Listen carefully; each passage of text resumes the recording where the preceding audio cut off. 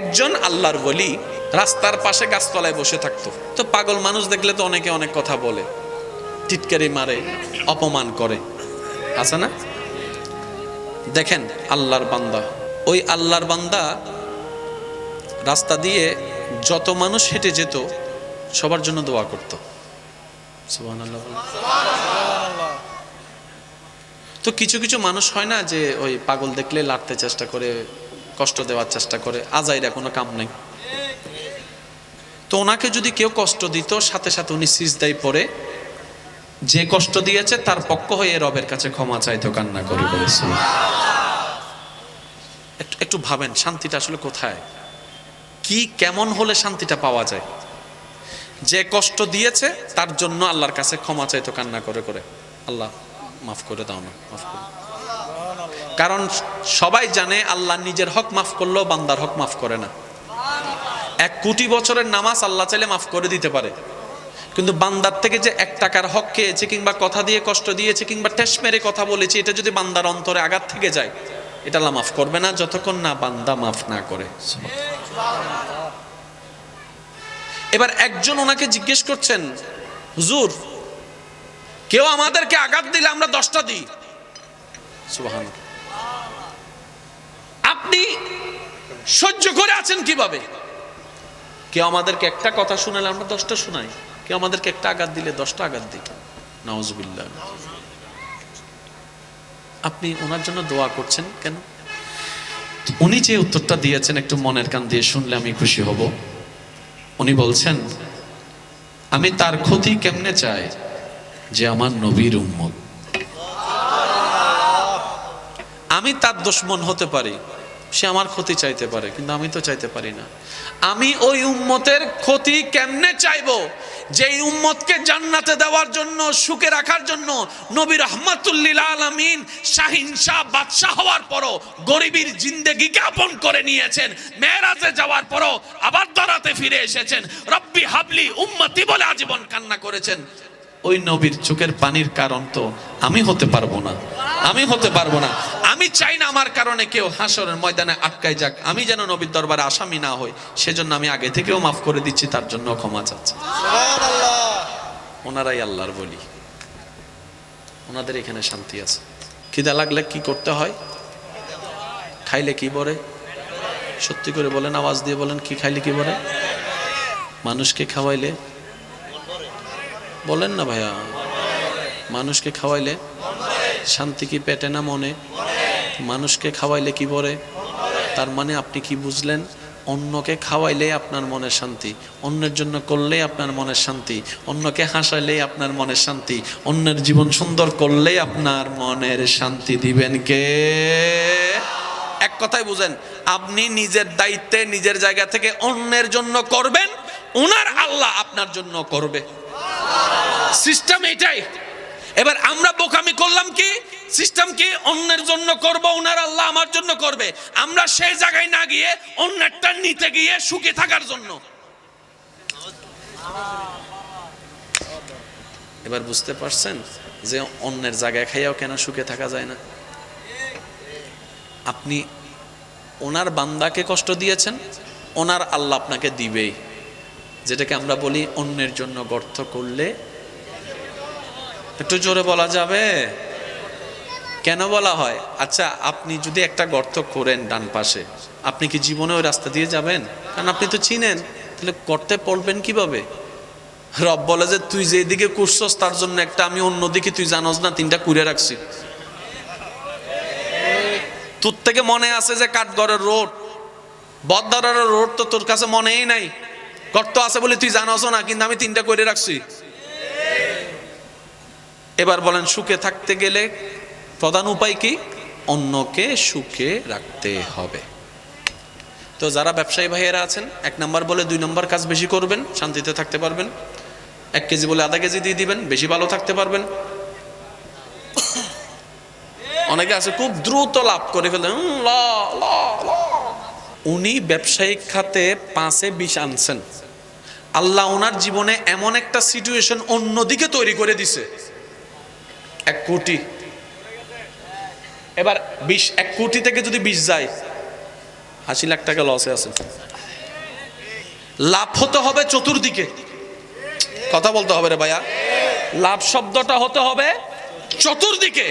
আমরা বোকামি করে একদিকে লাভ করতে গিয়ে 3 দিকে লস করে বসে থাকি, এবার টোটাল অঙ্ক টান দিলে লস।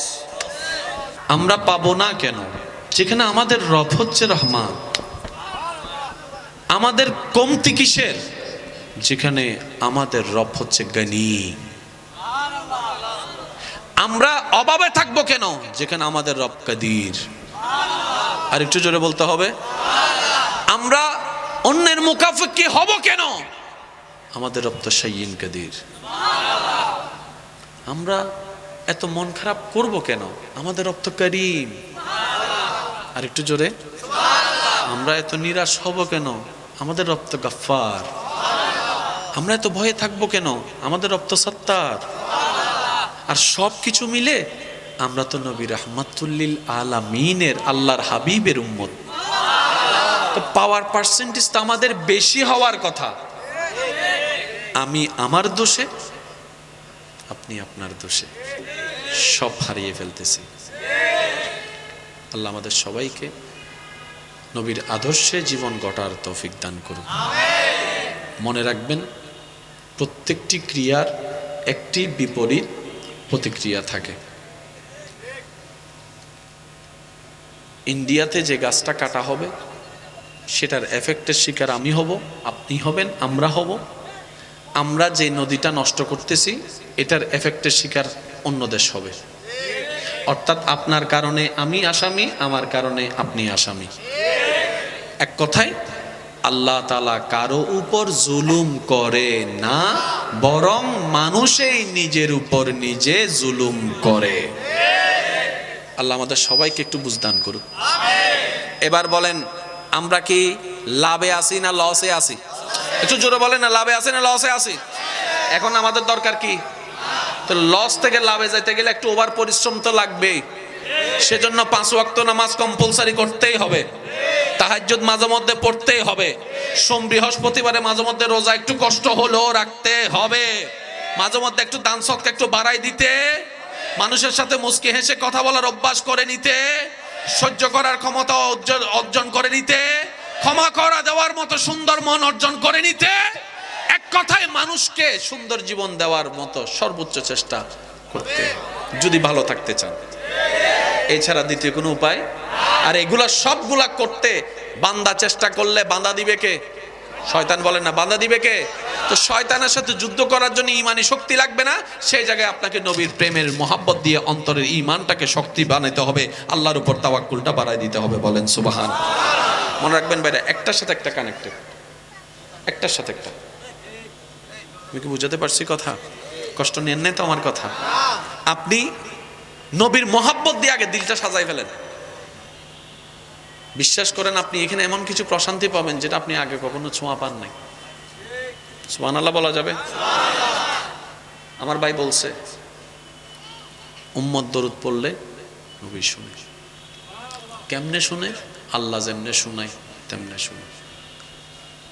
কিছু একটা সিচুয়েশন আপনার সামনে হচ্ছে শুনছেন, আপনার মনে হবে এই একই ঘটনা আগেও কখনো আপনার সাথে হয়েছে।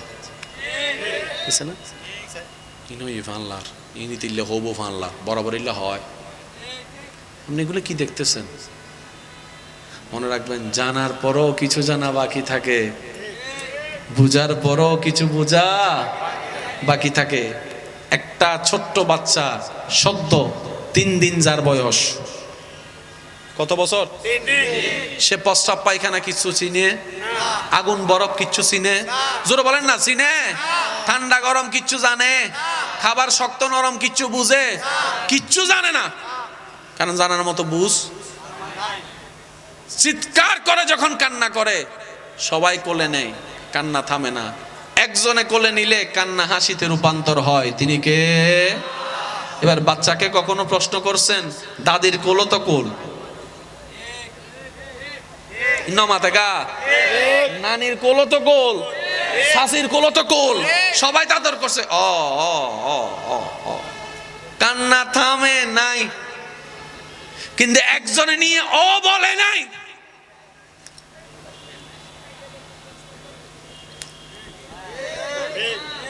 বাচ্চাকে কখনো প্রশ্ন করছেন কি রে তুই চিনিলি কেন? ছোট বাচ্চারা আর কোনোদিন ফুসর করছি না কি রে তুই চিনিস কেন?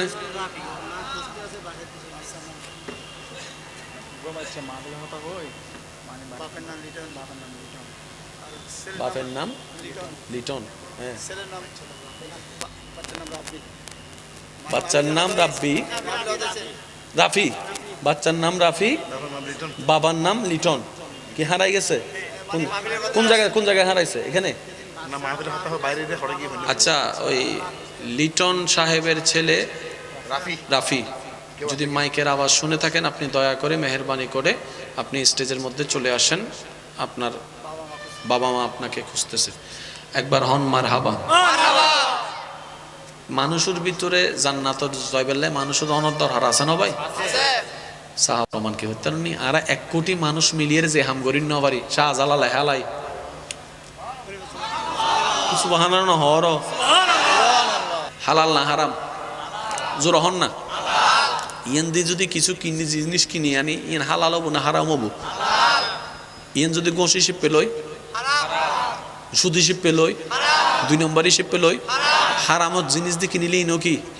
এবার ইন যে তাই করলে যে ফর মাঝে তো হবো বাজারা করি তো এত শৈলানম ফরিব না, তো শৈলানির বাত হবো না, বাতিন ফোয়া মাইয়া হেবো না, খাওয়ানোর পরে ফেরত যাবো না, ফেরত জানার পরে কিছু বাথরুম হবো না, কিছু পানি হবো না, কিছু পেশরাব হবো না, কিছু রক্ত হবো না, ওই হারামর টিয়া রক্ত কলবত যাবো না, এন্ডে ফ্যাঁস লাগিব না, মায়া উডি যাবো না। অনা মনে করতে লাগবে না এটি ইন্ডিয়া না, আল্লাহ হতে তুই ইন্দি করতে যাই এটা ফুর হবে একদিন। সেজন্য প্রথমে বলেছিলাম একটা হচ্ছে জানা, একটা হচ্ছে বোঝা। আমরা জানাতে বেশি পণ্ডিত,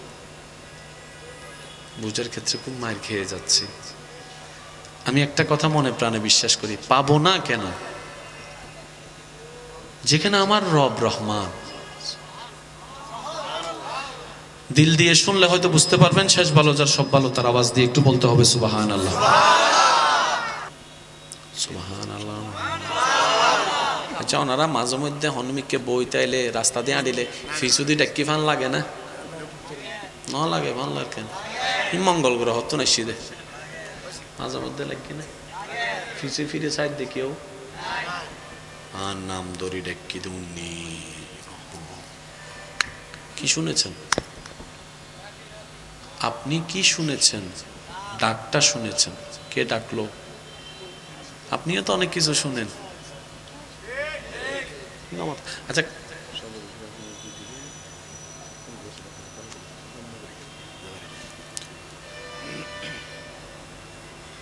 কষ্ট হচ্ছে না তো আপনাদের? যতক্ষণ ভিতর ভালো না থাকবে ততক্ষণ কেউ ভালো থাকতে পারে না। আর ভিতর ভালো থাকে, আলা বিযিক্রিল্লাহি তাতমাইন্নুল কুলুব। এক কথায় রবের সন্তুষ্টি মতো জীবনে চলতে পারলেই, রবের রহমত ভিতরে আসলেই ভিতরটা শান্তি হয়। তখন এমন ভাবে শান্তি হবে, পৃথিবীর সবাই আপনার জন্য কাঁটা বিছিয়ে দিল, ওই কাঁটার উপর হাঁটলেও সবাই দেখবে আপনার শরীর থেকে রক্ত বের হচ্ছে, কিন্তু সেই ব্যথার আপনাকে অনুভব করবে না। আপনার রবে আপনাকে রহমত দিয়ে শান্তির জগতে পাঠিয়ে দিবেন। সুবহানাল্লাহ। আল্লাহ তাআলা আমাদেরকে নেওয়ার তৌফিক দান করুন, ধরে রাখার তৌফিক দান করুন, রাখার তৌফিক দান করুন। কামাইলেও টাকা, চাকরিতেও টাকা, ব্যবসাতেও টাকা, সুদেরও, কিন্তু সব টাকা কিন্তু এক না। সব টাকা হয়তো চাকরি করে যে টাকাটা পেয়েছেন সে টাকার নম্বর যেটা, সুদ কিংবা ঘুষের ক্ষেত্রে যাওয়ার পরও টাকা এবং নম্বর একই থাকবে, কিন্তু দুনোটার বরকত, দুনোটার বরকত। জানি না আপনারা আমার সাথে একমত হবেন কিনা, তারপর একবার বলি সুদের বিষয়টা কেমন জানেন? সুদে লাগার আগে প্রথমে মনে হয় সপ্তাহে এত টাকা, মাসে এত টাকা, এগুলো তো কোনো ব্যাপারই না। প্রথম মনে হয় সপ্তাহে এগুলো কোনো ব্যাপারই না, আমার হাতের ময়লা।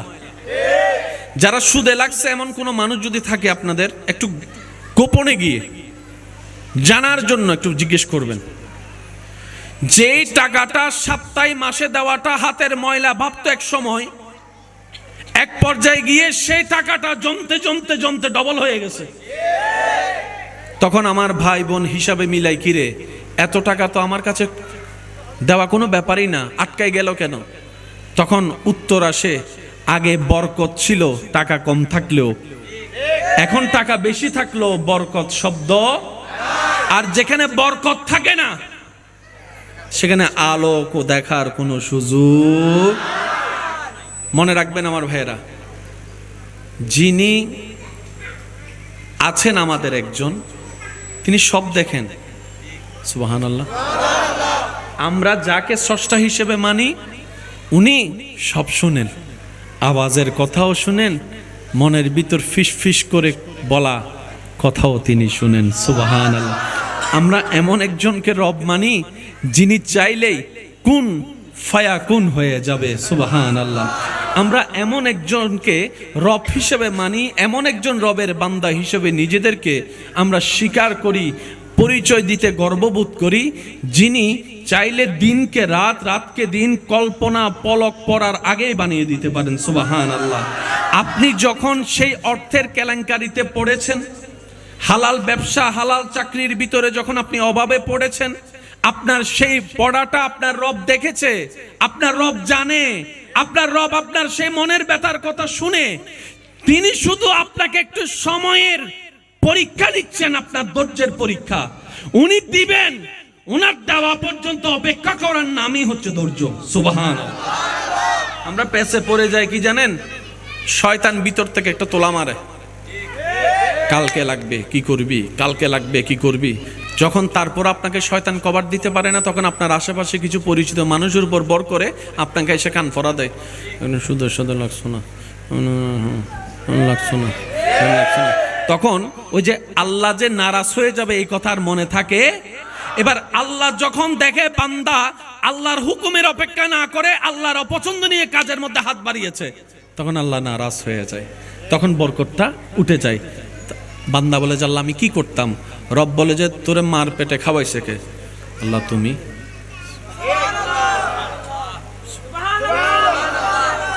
আমি শুনি নাই।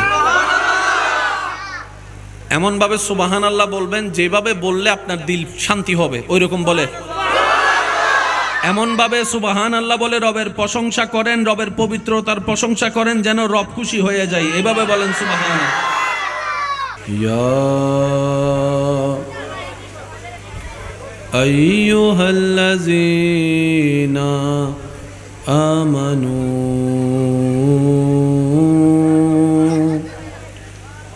সাল্লু আলাইহি ওয়া সাল্লিমু তাসলিমা।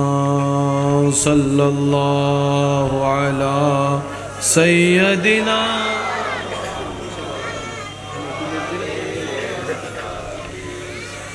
আল্লাহুম্মা সাল্লি আলা সাইয়্যিদিনা মুহাম্মাদ নাবিয়ানা।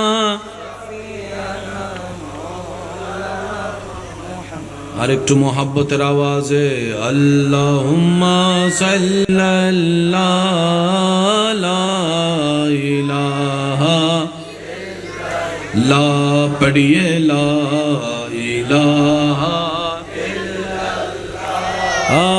লা ইলাহা হাসবি রাব্বি জাল্লাল্লাহ মা ফি কলবি গায়রুল্লাহ নূর মুহাম্মদ সাল্লাল্লাহ লা ইলাহা ইল্লাল্লাহ লা ইলাহা লা ইলাহা ইল্লাল্লাহ লা ইলাহা লা ইলাহা লা মাওজুদা ইল্লাল্লাহ লা মাশহুদা ইল্লাল্লাহ লা মা'বুদা ইল্লাল্লাহ লা ইলাহা ইল্লাল্লাহ লা ইলাহা লা ইলাহা ইল্লাল্লাহ। শেষবারের মতো সবাই একই আওয়াজে লা ইলাহা লা ইলাহা। অধ্যকার ইউসুফ আলী, বাপের বাড়ি ইসহাকের পুল, কালামিয়া বাজার, বাকলিয়া। অধ্যকারে আয়োজিত আজিমুশান নুরানি ইমানি মাহফিলের মান্যবর প্রধান বক্তা, রৌনকে আহলে সুন্নত, রৌনকে মিল্লাত, হযরতুল ইল্লাম জনাব মৌলানা আরিফ রায়হান আল কাদেরী বাদ্দাজিল্লুহুল আলী সাহেব, আজকের মাহফিলের সম্মানিত মান্যবর বিশেষ আলোচক, রৌনকে আহলে সুন্নত হযরতুল ইল্লাম জনাব মৌলানা মোহাম্মদ বেলাল উদ্দিন সাহেব, নাত পরিবেশনায় খেদমত নিবেদন করেছেন শায়ের আহলে সুন্নাত শায়ের মৌলানা মোহাম্মদ বুরহান উদ্দিন কাদেরী সাহেব সহ অতিথি হিসেবে আছেন বিশিষ্ট সমাজসেবক জনাব মুসা সাহেব সহ আমন্ত্রিত অতিথিবৃন্দ, উপস্থিত এলাকার মান্যবর ব্যক্তিবর্গ, মুরব্বিয়ান আজম, হাজিরানে মজলিস, আল্লাহর প্রেমিক, নবীর প্রেমিক, ইমানদার ভাইয়েরা, আসসালামু আলাইকুম ওয়া রাহমাতুল্লাহি তাআলা ওয়া বারাকাতুহু। আল্লাহ পাকের দরবারে সবাই শুকরিয়া আদায় করে একবার বলি আলহামদুলিল্লাহ। আল্লাহ মেহেরবানি করে আমাদের জীবনের সবার কবিরা সগীরা গুনাহ মাফ করে দিন, আমিন। আল্লাহ মেহেরবানি করে আমাদের সবার মা বাবার গুনাহ মাফ করে দিন, আমিন। আমাদের যত আত্মীয় স্বজন এবং এই এলাকায় যত কবরবাসী এই মুহূর্তে কবরের কঠিন আযাবে কষ্ট পাচ্ছে, আল্লাহ মেহেরবানি করে প্রত্যেকটি কবরবাসীকে আযাব থেকে মুক্তি দান করুক, আমিন। সম্মানিত উপস্থিতি, সবার কাছে নিবেদন রাখব, যতক্ষণ আল্লাহ তাআলা আমাকে বলার সুযোগ দিবেন এই সময়টা সবাই একটু আন্তরিকতার সাথে মনের কান দিয়ে শোনার চেষ্টা করবেন, আর আমাকে একটু আওয়াজ দিয়ে সহযোগিতা করার চেষ্টা করবেন। সবাই বলি ইনশাআল্লাহ। আমার ব্যক্তিগত পছন্দের ভালোবাসার সাথে দিল থেকে নেওয়ার চেষ্টা করবেন, ইনশাআল্লাহ বলা যাবে।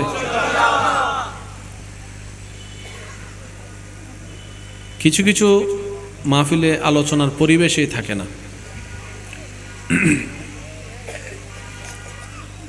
এতক্ষণ পর্যন্ত যে আলোচনাটাকে শুনেছেন, আল্লাহ পাক আমল করার তৌফিক দান করুক। আমার আওয়াজ কি ক্লিয়ারভাবে শোনা যাচ্ছে পিছন পর্যন্ত? মাশাআল্লাহ। আমি বেশিক্ষণ সময় নিব না, মুদ্দা কয়েকটি কথা বলে আপনাদের থেকে আমি দোয়া নিয়ে বিদায় নিব। তবে অনুরোধ রাখব, পয়েন্টগুলোকে বোঝার এবং ধারণ করার দুইটা চেষ্টা করবেন ইনশাআল্লাহ। আমরা একটু অঙ্কটা বোঝার চেষ্টা করি, কারণ আজকে না হয় কালকে তো কবরে যেতে হবে। দ্বিতীয় কোন অপশন বলেন না? দ্বিতীয় কোন অপশন, চয়েস করার মতো কোন অপশন? যে সমস্ত কর্মকাণ্ডর কথা উল্লেখ করা হয়েছে সেটা আপনি, আমাদের সমাজে, আমাদের পরিবারে, আমাদের দেশে, আমাদের মাঝে আছে না নাই? এগুলা যাদের কাছে থাকবে তাদেরকে কি মানুষের দলে ফেলবেন না অমানুষ? একটু সবাই বলি, অমানুষ কখনো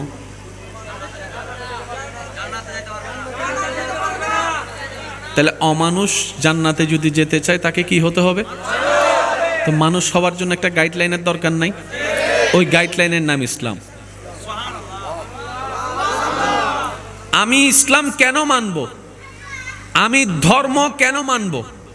এক কথাই বলি, ধর্মর কাজ হচ্ছে অমানুষকে মানুষ বানানো। তো পৃথিবীতে তো ধর্মের অভাব নাই, আমি ইসলাম কেন নিব? কারণ যিনি মানুষ বানিয়েছেন তিনি ভালো করে জানেন কোন জায়গার নাইট বল্টু কিভাবে টাইট দিলে কে সোজা হয়। ওই যিনি মানুষ বানিয়েছেন, ওই আল্লাহ যে ধর্মকে সাজিয়ে দিয়েছেন, ইন্নাদ-দীনা ইনদাল্লাহিল ইসলাম, তাই ইসলামকে মানতে হবে অমানুষ থেকে মানুষ হওয়ার জন্য, কারণ ইসলাম আল্লাহ সাজিয়ে দিয়েছেন। সুবহানাল্লাহ। অঙ্ক কি মিলছে? এই যে কথা বলে না, কারণ সব জায়গায় জোরাজোরি চলে। আপনি যদি স্ক্রু বেশি টাইট দিতে যান, বলেন না রে ভাই, যতক্ষণ ভিতর ভালো না থাকবে ততক্ষণ কেউ ভালো থাকতে পারে না। আর ভিতর ভালো থাকে, আলা বিযিক্রিল্লাহি তাতমাইন্নুল কুলুব।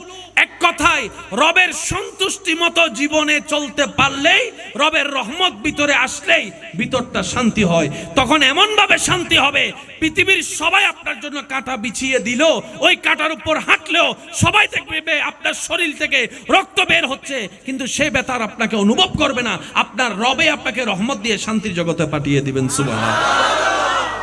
আল্লাহ তাআলা আমাদেরকে নেওয়ার তৌফিক দান করুন, ধরে রাখার তৌফিক দান করুন, রাখার তৌফিক দান করুন। কামাইলেও টাকা, চাকরিতেও টাকা, ব্যবসাতেও টাকা, সুদেরও, কিন্তু সব টাকা কিন্তু এক না। সব টাকা হয়তো চাকরি করে যে টাকাটা পেয়েছেন সে টাকার নম্বর যেটা, সুদ কিংবা ঘুষের ক্ষেত্রে যাওয়ার পরও টাকা এবং নম্বর একই থাকবে, কিন্তু দুনোটার বরকত জানি না আপনারা আমার সাথে একমত হবেন কিনা। তারপর একবার বলি, সুদের বিষয়টা কেমন জানেন? সুদে লাগার আগে প্রথমে মনে হয় সপ্তাহে এত টাকা, মাসে এত টাকা, এগুলো তো কোনো ব্যাপারই না। প্রথম মনে হয় সপ্তাহে এগুলো কোনো ব্যাপারই না, আমার হাতের ময়লা। যারা সুদে লাগছে এমন কোনো মানুষ যদি থাকে আপনাদের, একটু গোপনে গিয়ে জানার জন্য একটু জিজ্ঞেস করবেন, যেই টাকাটা সপ্তাহে মাসে দেওয়াটা হাতের ময়লা ভাবতো এক সময়, এক পর্যায়ে গিয়ে সেই টাকাটা জমতে ডবল হয়ে গেছে। তখন আমার ভাই বোন হিসাবে মিলাই, কিরে এত টাকা তো আমার কাছে দেওয়া কোনো ব্যাপারই না, আটকাই গেল কেন? তখন উত্তর আসে, আগে বরকত ছিল টাকা কম থাকলেও, এখন টাকা বেশি থাকলেও বরকত শব্দ, আর যেখানে বরকত থাকে না সেখানে আলোক ও দেখার কোনো সুযোগ। মনে রাখবেন আমার ভাইয়েরা, যিনি আছেন আমাদের একজন, তিনি সব দেখেন। সুবহানাল্লাহ। আমরা যাকে স্রষ্টা হিসেবে মানি উনি সব শুনেন, আওয়াজের কথাও শুনেন, মনের ভিতর ফিস ফিস করে বলা কথাও তিনি শুনেন। সুবহানাল্লাহ। আমরা এমন একজনকে রব মানি যিনি চাইলেই কুন ফায়াকুন হয়ে যাবে। সুবহানাল্লাহ। আমরা এমন একজনকে রব হিসেবে মানি, এমন একজন রবের বান্দা হিসেবে নিজেদেরকে আমরা স্বীকার করি, পরিচয় দিতে গর্ববোধ করি, যিনি চাইলে দিনকে রাত, রাতকে দিন কল্পনা পলক পড়ার আগেই বানিয়ে দিতে পারেন। সুবহানাল্লাহ। আপনি যখন সেই অর্থের কেলেঙ্কারিতে পড়েছেন, হালাল ব্যবসা, হালাল চাকরির ভিতরে যখন আপনি অভাবে পড়েছেন, আপনার সেই পড়াটা আপনার রব দেখেছে, আপনার রব জানে, আপনার রব আপনার সেই মনের ব্যথার কথা শুনে তিনি শুধু আপনাকে একটু সময়ের পরীক্ষা দিচ্ছেন, আপনার ধৈর্যের পরীক্ষা উনি দিবেন। উনার দেওয়া পর্যন্ত অপেক্ষা করার নামই হচ্ছে ধৈর্য। সুবহানাল্লাহ। আমরা পেছে পড়ে যাই কি জানেন? শয়তান ভিতর থেকে একটা তোলা মারে, কালকে লাগবে কি করবি, কালকে লাগবে কি করবি। যখন তারপর আপনাকে শয়তান কভার দিতে পারে না, তখন আপনার আশেপাশে কিছু পরিচিত মানুষের উপর বর করে আপনাকে এসে কান ফরা দেয়, শুধু শুধু লাগছো না, লাগছো না, লাগছো না। তখন ওই যে আল্লাহ যে নারাজ হয়ে যাবে এই কথা আর মনে থাকে। এবার আল্লাহ যখন দেখে বান্দা আল্লাহর হুকুমের অপেক্ষা না করে আল্লাহর অপছন্দ নিয়ে কাজের মধ্যে হাত বাড়িয়েছে, তখন আল্লাহ নারাজ হয়ে যায়, তখন বরকতটা উঠে যায়। বান্দা বলে যে আল্লাহ আমি কি করতাম? রব বলে যে তোরে মার পেটে খাওয়াইছে কে? আল্লাহ তুমি।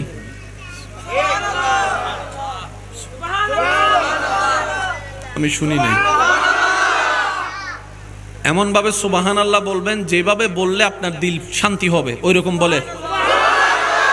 এমন ভাবে সুবহানাল্লাহ বলে রবের প্রশংসা করেন, রবের পবিত্রতার প্রশংসা করেন, যেন রব খুশি হয়ে যায়। এভাবে বলেন সুবহানাল্লাহ। ইয়া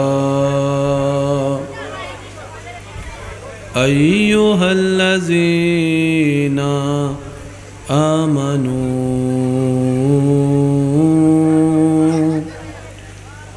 সাল্লু আলাইহি ওয়া সাল্লিমু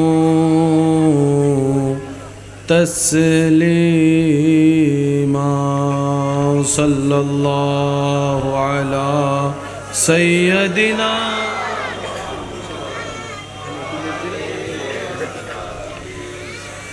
আল্লাহুম্মা সাল্লি আলা সাইয়্যিদিনা মুহাম্মাদ নাবিয়ানা।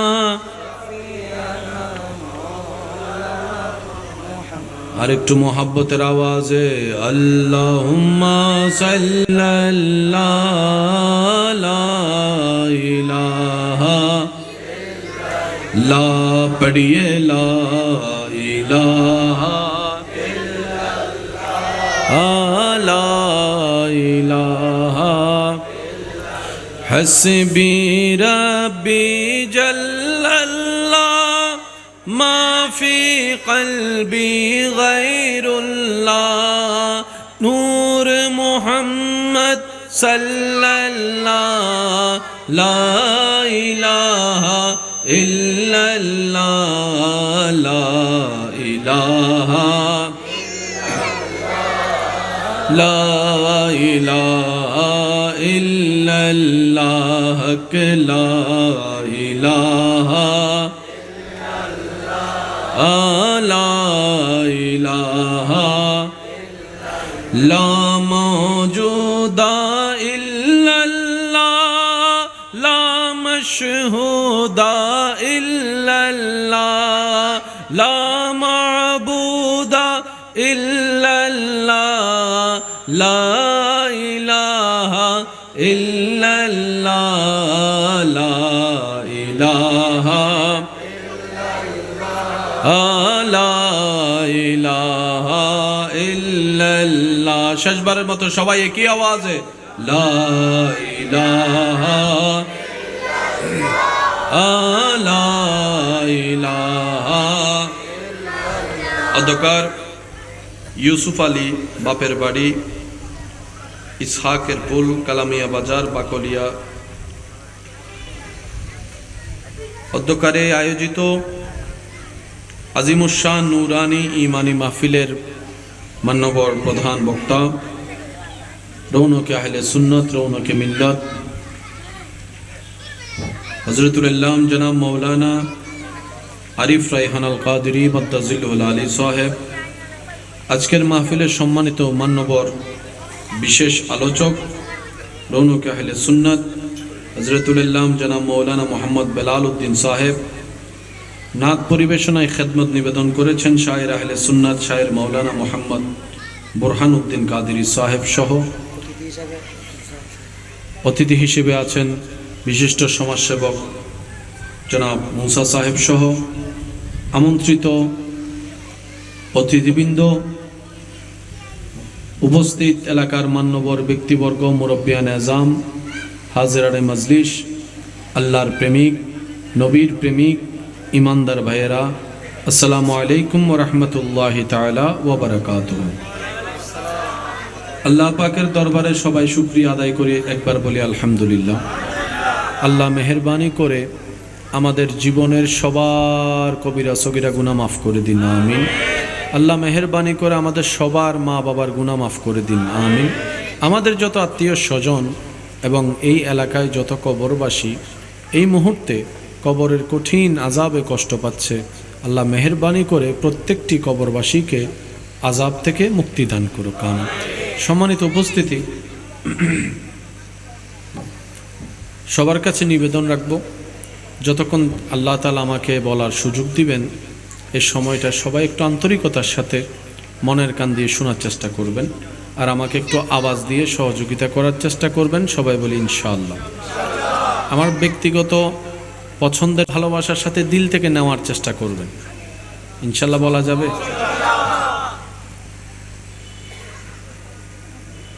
কিছু কিছু মাহফিলে আলোচনার পরিবেশই থাকে না।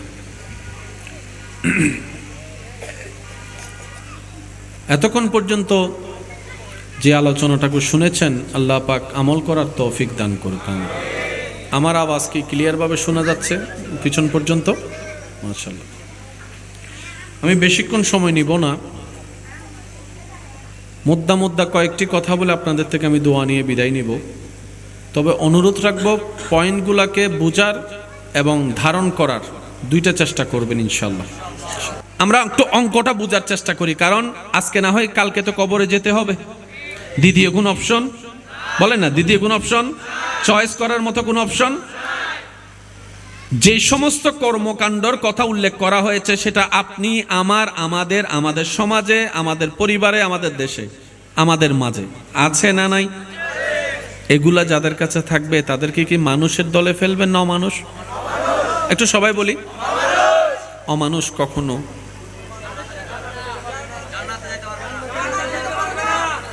তাহলে অমানুষ জান্নাতে যদি যেতে চায় তাকে কি হতে হবে? তো মানুষ হওয়ার জন্য একটা গাইডলাইনের দরকার নাই? ওই গাইডলাইনের নাম ইসলাম। আমি ইসলাম কেন মানব? আমি ধর্ম কেন মানব? একটু এক কথাই বলি, ধর্মর কাজ হচ্ছে অমানুষকে মানুষ বানানো। তো পৃথিবীতে তো ধর্মের অভাব নাই, আমি ইসলাম কেন নিব? কারণ যিনি মানুষ বানিয়েছেন সেই তিনি ভালো করে জানেন কোন জায়গার নাইট বল্টু কিভাবে টাইট দিলে কে সোজা হয়। ওই যিনি মানুষ বানিয়েছেন ওই আল্লাহ যে ধর্মকে সাজিয়ে দিয়েছেন, ইন্নাদ-দীনা ইনদাল্লাহিল ইসলাম, তাই ইসলামকে মানতে হবে অমানুষ থেকে মানুষ হওয়ার জন্য, কারণ ইসলাম আল্লাহ সাজিয়ে দিয়েছেন। সুবহানাল্লাহ। অঙ্ক কি মিলছে? এই যে কথা বলে না, কারণ সব জায়গায় জোরাজোরি চলে। আপনি যদি স্ক্রু বেশি টাইট দিতে যান, বলেন না রে ভাই,